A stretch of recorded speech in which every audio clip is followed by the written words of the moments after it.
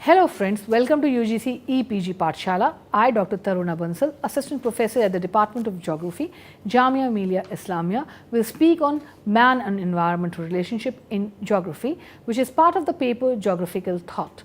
Now, I have not written any learned objectives for this particular module because we all know that this is a relationship which has been most talked about, most deliberated upon in this particular discipline.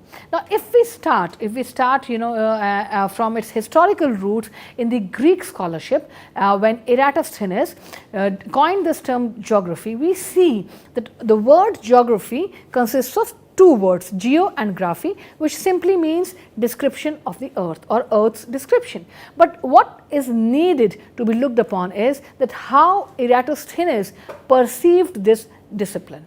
Now, for him, geography was a discipline which studies the relationship of man and environment, because he considered that it has to be studied, geography has to be studied as where earth is considered home of man.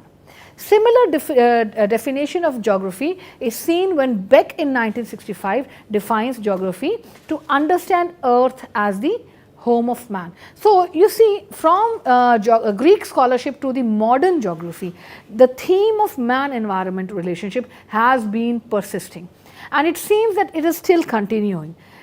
As a person, my personal opinion, I feel that this relationship is still persisting in the form of sustainable development, because even in sustainable development we are saying that we have to preserve earth, and we are saying that man is exploiting earth, and for future generations we need to sustain, we need for the development should be there, but then resources should be also protected. So, somewhere only the way of looking at this relationship has changed, which has given rise to number of paradigms within the geographical thinking. But the theme of man-environment relation remains there to be an integral part of this geographical thinking. We start with the introduction. Geography as a discipline always had the purpose of gaining logical and useful information about the man and his habitats. This has been from the beginning of the philosophical scholarship of man. To establish my point, I would again, it's just the continuation of what I already said, that when Eratosthenes coined the term, he divided it into two parts, and the word geo comes from the Greek word ge, meaning earth, while graphy comes from graphene, which means to describe.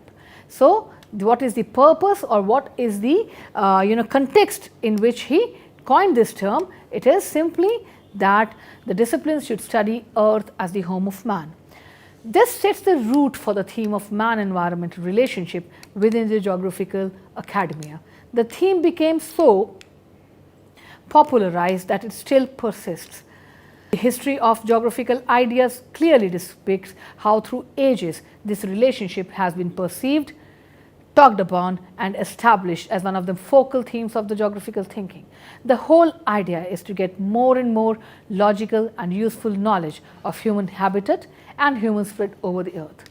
Now, before we look into the historical backgrounds and the doctrines which establish this theme, we need to have a clear perspective what actually man-environment relationship is. Now, man and environment. Now, first we start, when we say man-environment, we start with the definition of environment. If we see the simplest definition of environment, that was given by Einstein, who says environment is everything that isn't me. That means apart from me, everything is environment. In my own simpler words, I say environment is everything beyond me. That means the moment I am just myself, anything which is apart from me becomes part of my environment. And that is why when we say environment, we should consider both the physical aspects as well as the cultural aspects. For the understanding of this relationship, one has to set the limits, how one defines the environment. As I said, the most simplistic definition was given by Einstein. Thus, one should not debate on the dualism of physical and cultural environment, rather take both as two halves of the same whole. Both physical and cultural environment influence man's action in adapting to the environment, to transforming it for satisfying his basic needs. Now, before I proceed further, I would like to explain what do I mean by the physical and cultural aspects of the environment. Physical environment is very common, and you'll see that in most of the books we have physical components of environment, which states about biotic, abiotic, and energy. But as a geographer, it's my personal experience that I have never seen any geography book talking of social or cultural components of environment. But I feel that they are more important in in man's decision making process, in man's adaptability to environment, because these are one which actually makes man, or rather personifies man and his personality. Now, what are these components? Now, Zelensky has given these components, and he divides these components into three types. First is mentifacts, the other is sociofacts, and the third is artifacts. Now, what do I mean by mentifacts? Zelensky says that mentifacts are basically the most important components because these consist of mental ability of man. So, when that is the skill. So, if man has skill, he is developing technology as it is today. From starting from food gatherers and hunters, today he is a scientific man, and this has happened because he has mental ability to develop himself, so that he can use environment to satisfy his needs. And we see that needs are also changing from time to time. So, this becomes the mentifacts. Now, as man progressed, as man became agriculturalist and then industrialist, we see that society also changed. So, when we come to sociofacts are those which molds man's habits as well as his decision making process. Now, why I am again and again telling decision making process is because when we see man environment relationship, when we see the way it has been perceived in geography, the prime focus has been, is man passive agent or an active agent? So, it can only be discussed when we know that man is contributing being through his decisions. So, when he is contributing through his decisions, we need to know what molds his decision making process. They are nothing but the sociofacts, which can be at the individual level and at the group or society level. So, in society level we have institutions, we all have been to those institutions, educational institutions, political institutions, and we see that if we are affiliated to one of these institutions, a person whose affiliation is to another educational institution or a political institution, the ideas, the thinking process is quite different. Similarly, at individual level, our institution starts from our home, so the family is the institution. Now, family is the institution, even the the traditions, the culture becomes part of that institution. Now, here again you'll see that within a family, two siblings have different personalities. This is why, because in spite of being children of the same parents, because they are interacting with different educational institutions or different people, the personality which emerges is different. So, the study of sociofacts becomes very important. Thirdly, it is the artifacts. As the name suggests, what is the result, product of man's interaction with environment? Again, this can be at the individual level as well as the societal level. So, individual level, my knowledge, what I am producing, especially the way I am reproducing something at an individual level. I am working at some institute, I am working in some corporate. So, what I am giving? What is my return? And at societal level, it is more in when people are living in group, and the best example can be given from the tribal societies, which have their folk, which have their culture, and they try to mingle. They do not try to mingle with the people who are not from the culture. They try to protect their identity. So, when we study environment, apart from physical is important. I am not defying the fact that physical is not important. Physical components are important, but when we are studying environment's relationship in perspective to man, the social components are equally important. So, now I go to the next section, which is the historical context of man-environment relationship in geography. In the ancient and Middle Ages, Greek, Rome, Indian, Chinese and Arab geographers established a relationship between man and his natural environment. Kant, in the later half of the 18th century, advocated the impact of the environment on the lifestyle and physical constitution and life of the people living in equatorial, hot deserts, Mediterranean, coastal and mountainous regions.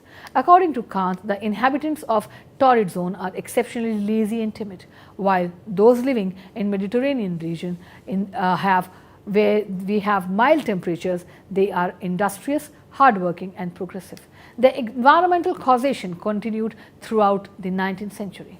Humboldt asserted that the mode of life of the inhabitants of the mountainous countries differs from that of the people of coastal plains and islands. Ritter too attempted to establish the cause variations in the physical constitution of body, physique and health of people living in the different physical environmental conditions. Now, this particular relationship was was influenced by the concept of Darwinism. Now, as the name Darwin comes, the first thing which comes to our mind is his monumental work, which is called The Origin of Species. The idea of defining geography in terms of man-environment relationship developed on scientific lines in the latter part of the 19th century after the publication of Origin of Species by Charles Darwin in 1859. This seminal work gave a new direction to the discipline of geography. The theory of evolution held that all living species have evolved from pre-existing forms. His geological observations and theories had one thing in common: the idea that things in the nature change with time. Most of the writers in the pre-Darwinian period discussed the man-environment relationship as a cause-effect relationship. They did not ponder into the processes which were involved in this relationship.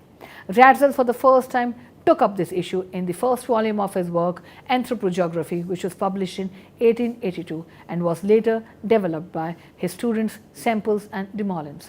In France, Blacher's ideas dominated, so this rigid framework of harmony and relationship was not accepted. But in America, this was carried out by Davis, who tried to incorporate the idea of causality into the definition of geography itself.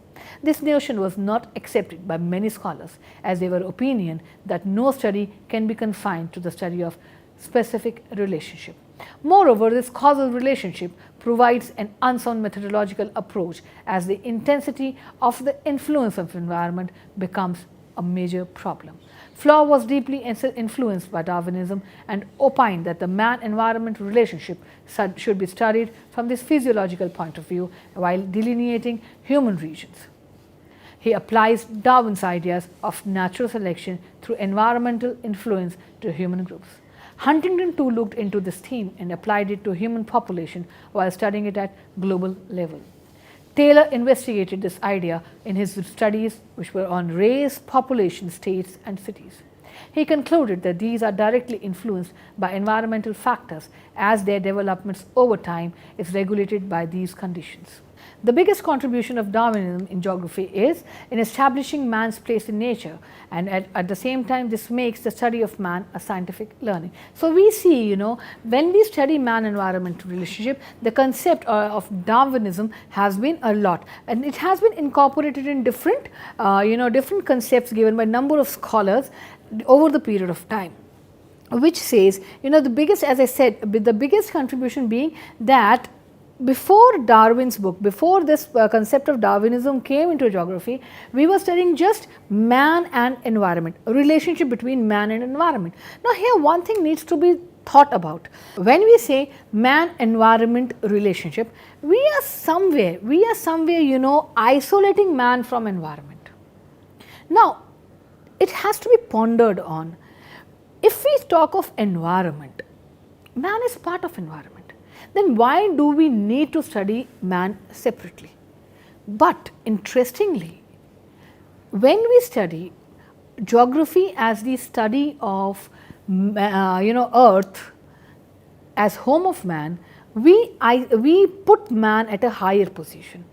And most of the geographers who do not go into studying man-environment relationship in geography criticize this particular environmentalism theme on this particular, on this point, that why are you giving man a higher position than other components or the other organisms which are equally part of the environment. Apart from Darwinism, the most important paradigm or doctrine which studied man-environment relationship was the deterministic perspective. Now, to begin with, before I start, it's the term determinism. There is a separate module which deals with the determinism in geography. So, where there you will get the idea how this paradigm came to geography, what was the path. Here we will just very briefly discuss that what determinists do when they study man and environment relationship. In very simply, in simple words, determinism says that nature determines man's activities. Now, if you take this phrase into consideration, it puts nature, it puts environment at a higher level. It says that whatever man is doing is doing because nature is allowing it. So, nature is one who is dominating, who is determining. And we see works from Greek scholarship, we have Aristotle, we have Hipparchus, we have Herodotus, all these Greek people have been talking on that. Then similarly, when we come to the middle period, we have Arabs who are speaking on that. When they are in middle period, Arabs have contributed vastly on climatology and on the physical parts of geography. And we see then when they are delineating climatic regions, they simply say that it is on the basis of climatic conditions. It is not on the basis of where man is living. It is not on the basis of the habitat of man. Now, you can easily question me saying that if it is so, then why man is not staying on top of the mountains and he is staying on the plains? Somewhere, because nature determines it. It is fine, I agree, I totally agree with what we are saying, but we have to see, is the relationship one way? No, as I have given in that perspective on the man and nature relationship, that this relationship is not a unidirectional relationship, it is not a static relationship. Large number of factors are influencing, are resulting into this relationship. So, saying that one is more powerful than the other is basically putting on a biased approach. So, when we talk of determinism, which is the first amongst the approaches which deliberates on the human nature relationship, is determinism. Now, Platt says that determinism refers to the idea that everything in human life is caused certainly by preceding events or conditions.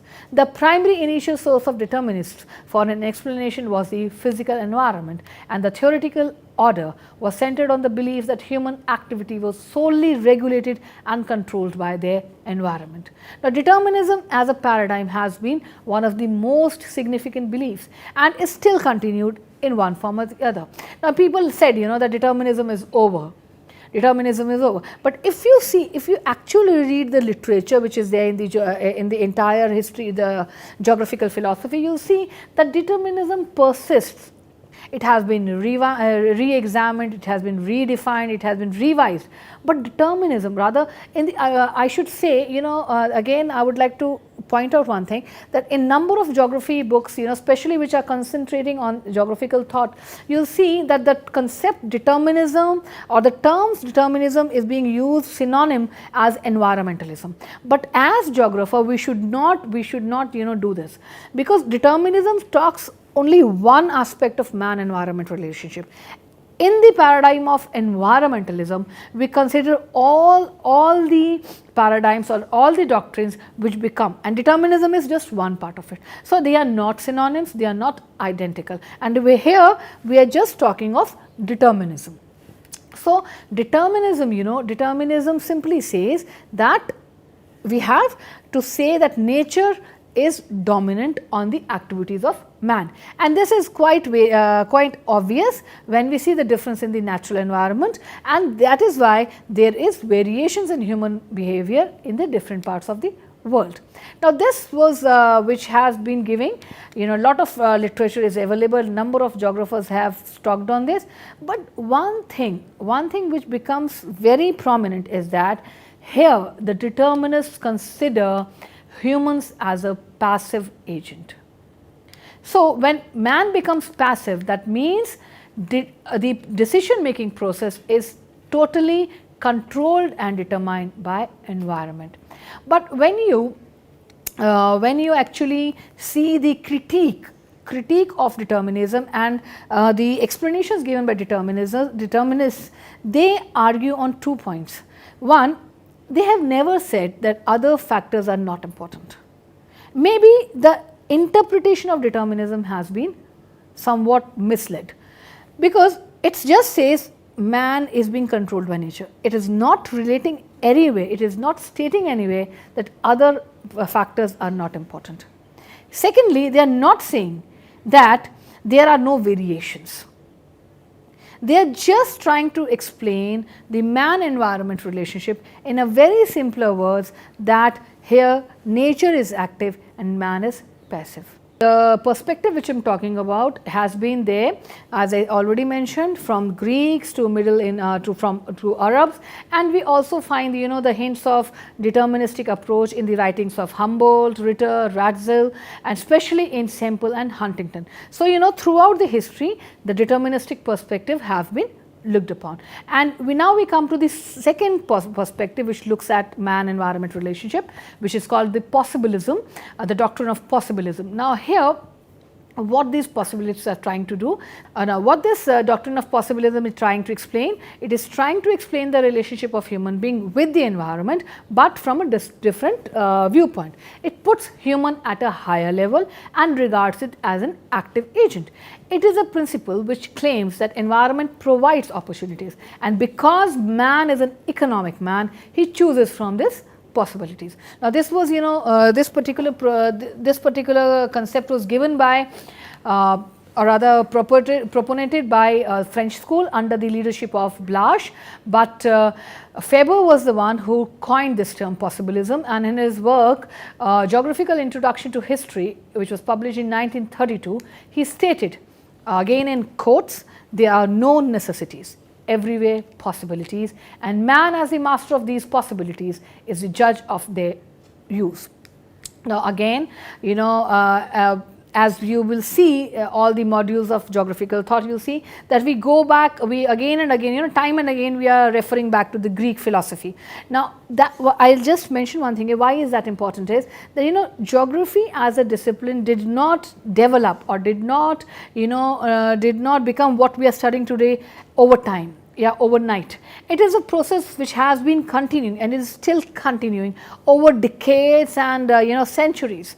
So wherever we get traces of the concepts and doctrines which are there in the Greek scholarship, we mention that. So that is why history becomes quite important when we study geography, especially with reference to its thought. So to divide the entire geographical philosophy into history and geography, like trying to divide it that history traces back time and geography is related with space, would be wrong, because when we are studying geography, when we are trying to develop this discipline as a scientific discipline within the ambit of sciences, we need to look back to its history, how these concepts, how these doctrines, how these paradigms initiated and how they have influenced the overall process, overall development of the discipline. So similarly, the roots of possibilism can be traced back to the works of Plato, who is considered to be the master of deductive reasoning. Though his idea went into gloom, people were not talking about possibilism. It was and they were like looking into determinism. It got support in the writings of French scholar Montesquieu in the 18th century, who is credited with developing a doctrine analogous to modern paradigm of possibilism. He opines that man possesses free will and has the ability to choose from the series of opportunities. Now similar thoughts were also put by Comte de Buffon. He was a French. He believed that man was ordered to conquer the earth and even transform it. Now these were basically possibilistic in their views, or in their view, in their way of seeing man-environment relationship. But it was only in the latter half of the 19th century, under the leadership of Vidal de la Blache, that possibilism became, or rather the possibilistic view of man-environment relationship developed. The focus of this philosophy was nature has set boundaries and man provided possibilities for human settlement, but the way a person responds to these conditions or adjusts it depend on the traditional way of life. He rejected the concept of material determinism and advocated favorability. He even rejected Durkheim's opinion of human geography as social morphology, rather insisted that man was a partner and not a slave of the environment. So, we see that simultaneously when determinism was, flourishing in parts of Germany, in parts of USA, there was another approach, there was another doctrine, the possibilistic doctrine, which was looking at this relationship from a different point of view. And at the same time, we also have the third perspective, which is called neo-determinism, which was given by Griffith Taylor, where he simply, it has its roots in environmental determinism, and it says that the work of man is just like a traffic policeman. He will regulate, he regulates the traffic and does not has no role in the speed, that the number of vehicles which are coming. He cannot regulate the speed of vehicles, he cannot regulate the traffic, but he cannot regulate the speed of the traffic, but he regulates the traffic so that there is no chaos, and he calls this as stop and go determinism. Another view was given by Barrows in his presidential address to the American geographers in 1922, when he recommended that the relationship of man-environment in geography should be studied from man's adjustment to environment rather than the reverse. And Barrows' view came to be known as the concept of human ecology. Now, Hettner also supported the study of the concept of geography as the study of relationship, but he says that both the physical factors and the cultural factors, rather human factors, should be studied in relation to each other.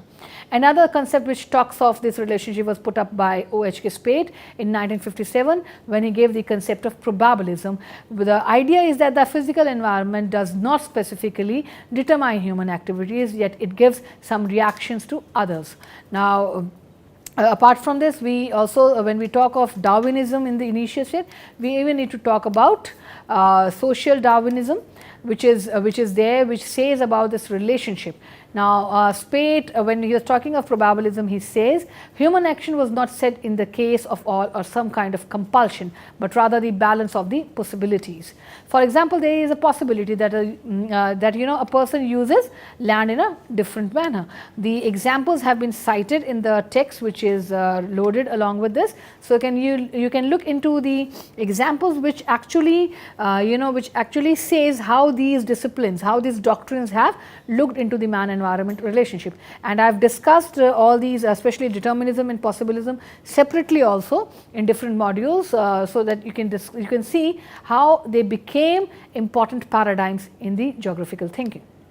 Apart from this, if we see that this, as I said, this relationship has been there throughout the history, and either in the form of determinism, possibilism, human ecology, social determinism, neo-determinism, it has been there throughout the historical process of geography.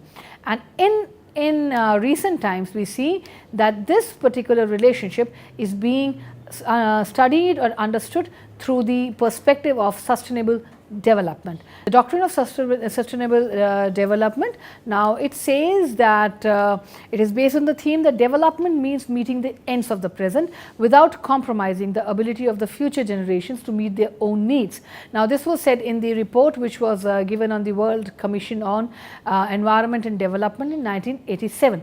Now, this concept of sustainable says that we have to satisfy our need, but at the same time look, we should have the vision that the future generations also have resources for their own need. Now, when we talk of this, somewhere in mind it comes that man is exploiting nature. But you see, if man has to develop, resources will be exploited. We cannot forego this. This is something which has to be there. Resources will be exploited. What is of need, what has to be thought about is that we should look for larger gains. That means when if development is, it should be for all. So for our meager personal gains, we should not forego larger means of the community. Now, if you see in this entire module, what I have tried to do, I will just sum up by saying, if you see the entire man-environment relationship, you can say that this relationship can be talked about under the paradigm of environmentalism. And when we talk of environmentalism, there can be 5 different themes or 5 different doctrines which explains these this relationship. So, we start from the determinism, then we come to possibilism, where we talk of after possibilism we talk of neo-determinism, and then when we talk of neo-determinism, we are then also speaking of probabilism, we are speaking of we are speaking of social Darwinism, and then we come to the ecological approach, which was initiated by Barrows. So, we come of the ecological approach, and when we go to the ecological approach, we are talking of a world as a system, and we end up at the sustainable development concept, which says that we have to have a vision that we satisfy our needs and then we even think for the future. So, what we are trying to do, which I said in the starting of my lecture of this module, that the relationship is not stagnant, is not straightforward. Large number of factors are there. So, when all these factors will be considered together, naturally the relationship becomes very dynamic, and geography, being the study of man-environment relationship, looks into this relationship from different perspectives to give it a theoretical base, so that future works can be done and can be done to make this relationship more viable. Thank you.